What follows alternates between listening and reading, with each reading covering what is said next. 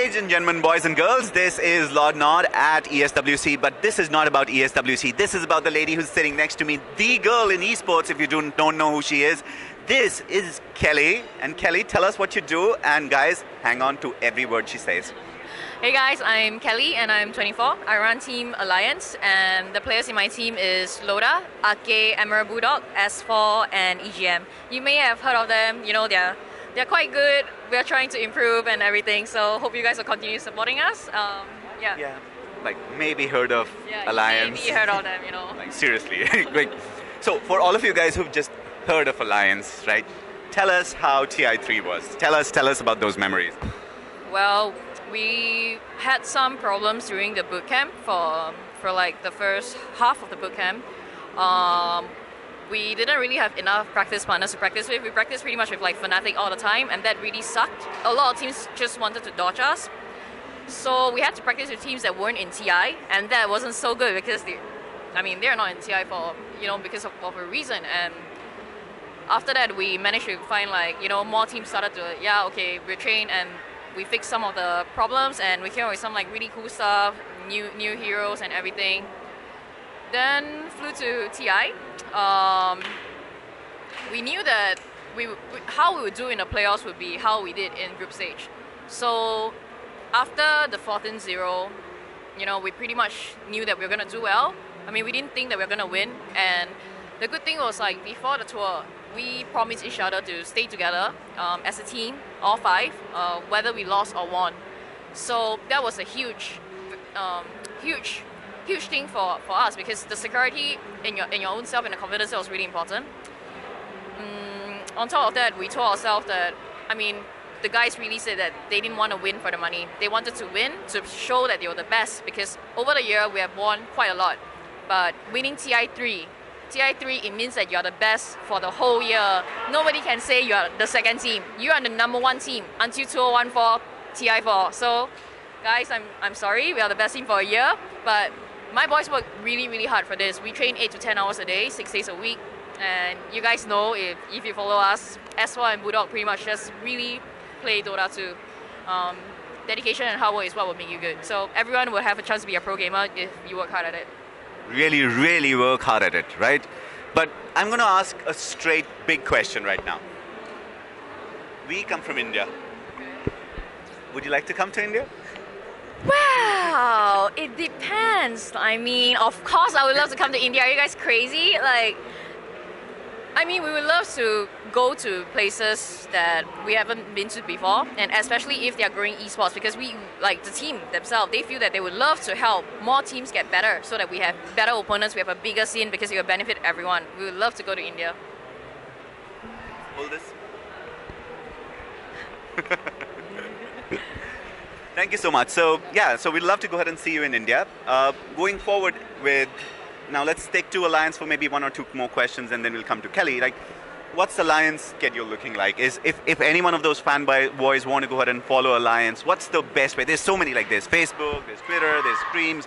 What's the best way to follow Alliance?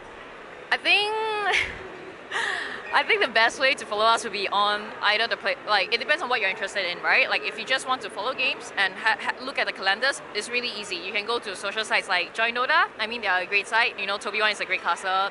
He's a great guy and everything. And also, if you want to follow like what the guys say, they're pretty funny, and you know, there's often quite a lot of interactions between the pro players. You can follow them on Twitter. Other things like results and stuff, we usually post on the Alliance Facebook or Twitter. And if you want to look at like pictures, funny stuff, cute stuff, them doing lame stuff, then follow me on Twitter, because I do like all of that. But for the more serious stuff, follow the Alliance Twitter. Well, Alliance Twitter, every one of those details in the links down below. I hope you go ahead and follow this great team, because they are the best team in the world. We'll now go ahead and talk about Alliance as a team. It's like, what is okay, no, I was like, I'm going to rephrase that question. Okay. There's loads of teams out there, right? So India's got a huge number of teams. There's so many teams here. There's teams in TI3, and there are really good players, which is there. What's the difference between the best and the second best? it's 100% the mentality. I've actually said this to a lot of players and a couple of other people who are interested in building teams before. I always believe in choosing a skilled player with a good attitude over a high skilled player with a bad attitude, because there is a mental capacity. Like esports in a sense is serious sports. You have to depend on thinking. I mean, Dota 2 is a strategy game. You know, it's a strategy game. You have to think a lot, and if you are not a calm, or if you are not like a good person, I mean, it's a very general term, but you know, you would never be able to be good in any sport because you will have a mental cap. Alliance formula is I build the team like a family, so everyone respects each other a lot. The most important thing is everyone takes responsibility for their own mistakes. It's not like a lot of other teams where, why didn't you stun? Why didn't you arrow? Why do you do this? Like our team is like, oh my god, I missed a stun. I'm so sorry. I missed the arrow. I would do it the next time, or they would just laugh about it, and they don't get angry at each other when we lose. We take losing as like a chance to look at our mistakes and improve. So it's all here. Extremely wise, extremely important inputs there. Guys, if you ever want to go ahead and build your own team, tips from the best. Make sure that you go take great attitude players with good skill sets over people who have bad attitudes. Yeah, and that's, I think, is going to help esports. And that's really a very simple thing. And why I say this is because many people, when they just start a new team, like in India, Dota 2, you guys are like, oh my god, but who should we find for Dota 2? Who can we get? But this guy is very good. He has like so good stats in pubs and everything. And you get him, you know he's the best in your team, but he's raging at everyone. Everyone is going to be depressed. Nobody is going to be able to play at their best. Why would you want a player like that? Pick 5 people that you love playing with, and because the energy of the team, it's the energy of the team. If the team is like happy, confident, your results will show. Yeah. There you go, guys. Straight from the horse's mouth. Last question on Alliance. Now, Alliance has got this huge travel schedule, right? So you like in Alpha Centauri, you're in Mars, you're in Pluto, Yeah. like, you're in Japan, you're in China, you're in DreamHack, you're in MLG. Now, obviously, you do the circuit. How does the circuit affect people in your team? And second, lead-on question to that is, do you do boot camps before every event, or how do you go do that? All right, so for travel-wise, StarCraft 2 players in general are more used to traveling than Dota 2 players, because LAN comes in on average like once a month or once every 2 months, because most sports are held online.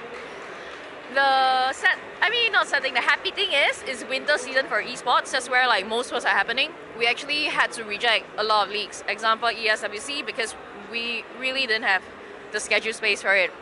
Sometimes it's like when people want us to book our schedule, they book it too late, and we want to go to the tour, but we can't as well. So the players, they get very sad when they don't play well when they get burnt out. So we always try to arrange 2 days before. They will arrive minimum 48 hours before. They have to play any match, and 2 days of sleep I think would be pretty good enough to catch up on sleep. For boot camping, usually we boot camp before most big LAN events. We boot camp like 4 or 5 times a year for like a month each. So we're gonna have a new team house where probably me and Loda would stay there. I will be doing some content and business stuff, and the team will come and stay with us like before a few events, like a few weeks before a big event, and then that's what we'll probably be doing, because we don't really find the need to stay in the same house all the time. And things are working out the way we're running things, so we're gonna keep it that way. Excellent. And perfect time to go ahead and jump into some of the other questions we wanted to talk about. I know this takes long, but yeah, this time we have to go ahead and talk about this lady. So tell us about Kelly. What is there to tell? Like, I love esports. You're from Singapore, right? Yeah, I'm from Singapore. So I'm from Asia as well. I started esports when I was 15, when I first played Counter-Strike, and from that year onwards, I knew that I would always be in esports, because I believe when I was 15 that esports could one day be a real sport, and I would one day see like esports in a stadium. I would one day see like tens of thousands of people at an esports event, and screaming names and everything. And it happened within like 4 to 5 years. So that was really great for me, and I don't know what else to say. I love esports.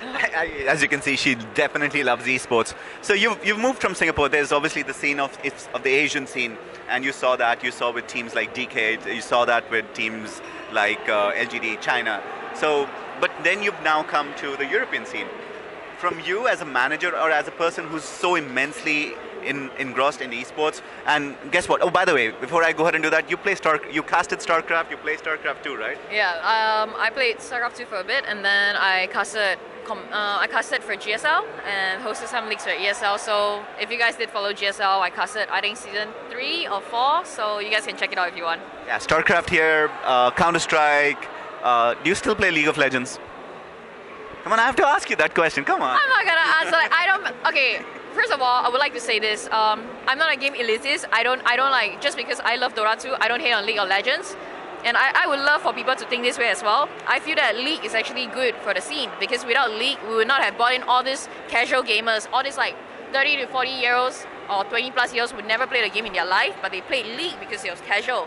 And I think it's great for the scene. No matter what game you play, you have to remember, if another scene grow, your own scene will grow as well, because it's a whole thing. It's a sport. If basketball was shit, if football was shit, probably all other sports wouldn't exist. It's because every sport is so great. That's why there's something like the Olympics. Every game is beautiful. Every sport is great. I like her attitude. Don't you like her attitude? I seriously do. So coming back to this, so now you've got this Asian scene. Yeah. You grew up there, and now you've come to the European scene. What's different? Like 100% culture-wise, how the players are. For example, there's a reason why Koreans and China players can stay in team house, and European or like American players cannot. Most of it is because Asians are very used to living with their parents and having like almost no personal space and everything. You know, it's quite a suffocating culture. So they can deal with living with like 10 boys. 10 boys in a house at once, but Western culture is more like they need freedom. They move out when they are 16 or 18 to college and stuff. Asking them to commit to living in a house with 5 to 10 guys, it might not work out, because it just doesn't work out for their culture, So which is why we run things in Alliance this way. This works out the best for us. We love each other a lot, but absence makes the heart grow fonder. So that's the main reason. That's like the biggest difference for me. And does that translate culturally into the game, like the play styles? I don't really think so. Like, people always say that China is very traditional. It's because you are trying to stereotype someone. Usually I'm saying China only has Chinese people. That's not true. They have other races as well. Teams like DK in the past, DK played very unique. They played very aggressive. Tongfu played very creative as well. It's the same as EU. There are teams who love to DOTA. There are teams who love to play like 80 minutes games, but of course they are the suicide bombing teams and everything. So I don't think that region defines how plays are, and that's about It's the players which define that, yeah? It's really the players. Yeah. Fair enough. Cool. Moving more into Kelly's life. Kelly, you've been in esports for now a fairly long time. Do you think today's scene is better than yesterday's? And is it like improving? And what would, if you were God, what would Kelly change about esports? I wouldn't say that the scene like is better. I would say it's different, because in the past the esports scene was like, if you thought about the corporate side, sponsorships are really different. Tournaments were run really differently. There was like different rules, different structures. What players could ask for, what the sponsors expect. In esports now, everything has become bigger, more popular, and everything. Things could happen just like in real sports, where let's say you have a sponsor, and if you are seen with a direct competitor's product, you get fined for it. And sure, it sucks. You think like, what? They get fined for being seen with another sponsor, but if you think about it in a positive way, this means that sponsors are taking esports more seriously. They want to invest in this scene. Same as tours and stuff. Tours pretty much are bigger, better, more well run, and the internet is better. Everything is just so much better. The problem in esports now is a lot of the tournaments feature a lot of the elite teams. There's no amateur scene compared to in the past. There was a lot of amateur scene. There was like everyone could come and qualify. Now it's like invitation. There's very little space for amateur teams, and as God, I would like to make the whole world pro gamers. The whole world's a pro gaming world. I mean, as God, I would say. I mean that's blasphemy, but I'm sorry, guys. Twist my fingers or whatever it is. But I think the biggest thing I want to change is the community. The community has to remind themselves that the players are playing for them. You know, the players play for themselves, but the players also play for the fans. So support from the community is very important. If you want esports to grow, the casual market has to grow it. It's not the pro gamers. There can only be a limited amount of pro gamers. We can have like 2,000 pro gamers, but if there's no casual scene, we have nothing. The community is the one that builds a scene. So the community by itself has to be responsible enough to not actually think about the small things, think about the big things, enjoy the games. Example, Navi versus Alliance. Loda gets really angry when Alliance fans flame Navi or flame Havos. If he sees it on Twitter, he will write you and he will say, please do not say things like that. You have to respect the other team. Havos is a great player. Why? Because my players have great sportsmanship, which we coin it e-sportsmanship now. E-sportsmanship. And we tell them, do you understand that having a rivalry, Navi versus Alliance, is like the Lakers versus the New York Red Bulls and stuff like that. You have to appreciate the rivalry, the games that are seen. Otherwise, what do you want to watch? You want to watch like Alliance play a completely random team? You want to watch Navi own someone? No, you want to support these teams because you want to see great games. So the community has to be more open-minded and be more relaxed and be more positive, be more positive about everything. And I really think that the scene will grow because of you guys. And yeah, just go play more. Yeah. Like just play more. If you want to go ahead and grow esports, just have fun, get more people on board, and just play more. Yeah, I mean, let's say, just think of it this way. Let's say it's like I'm a new guy. I go to the internet. Let's say I want to play Dota 2, but the first thing when I go to join Dota and I click on a thread is someone saying really, really bad things about other people. In my heart, I've never played a game before. If I read this, I would be turned away from the game. However, if I went to the website and if I went to join Dota and I saw like, wow, there are so many things going on. People are always like giving advices to each other. There's so much updates. There's so many things going on. I would be attracted to try out this game rather than, So that's basically what I mean. Yeah. Well, you heard it. Be nice, play more, and that's what Kelly's mantra is. It's cool. Yeah. Fine. I think last maybe one, maybe two questions. As Kelly, you're now a Swedish resident, right? Resident. A Swedish resident. She's given up on Singapore. No.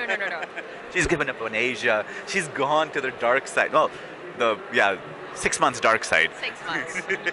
I'll be back. She'll be back, yeah. So, but as a person who's now a lady of two worlds, let's just say that, you've seen the growth in different parts of the world. How do you compare the Asian esports scene to, say, the European esports scene? And now you're kind of strong in the American one also. So compare all three.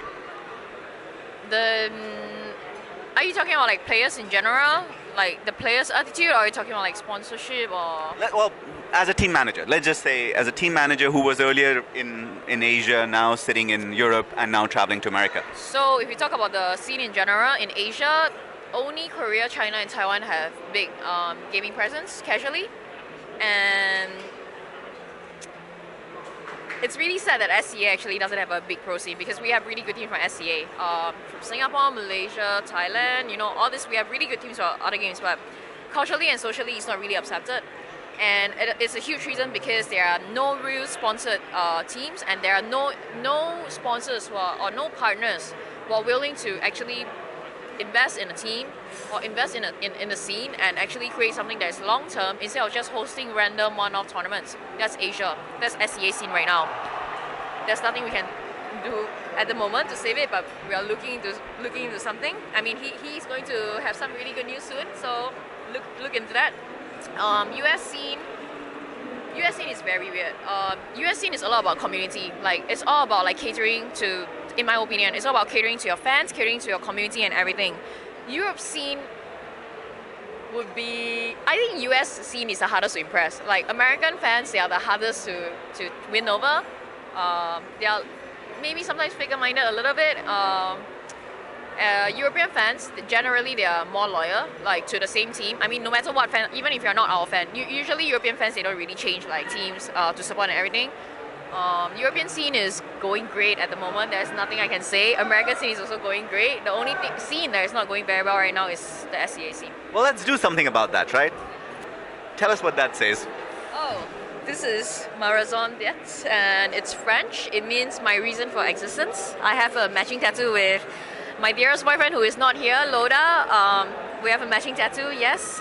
It is very mushy. And shout out to the boys at home, and shout out to our sponsors, XMG, Razer, and also cut that. Don't shout out to sponsors.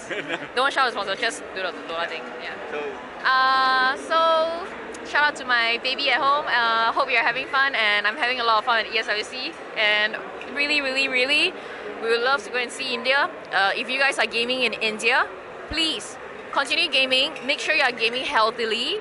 Don't skip school. Go to school. Play 4 hours a day. Go home. Do your homework. 5 days a week. And you'll be a great gamer. And then you'll still be a great gamer. Balance it's all about balance. There you go. You couldn't have heard it better. Thank you so much. It's been such a pleasure having you on board. Sorry, I didn't. I really wanted to say interesting things, and I haven't slept last night, so Sure. I hope. As you can see. And she didn't sleep last night because we were just partying all night last night. Yeah, so, and then she was working. She's mad. Thank you so much. This is Lordnod signing off.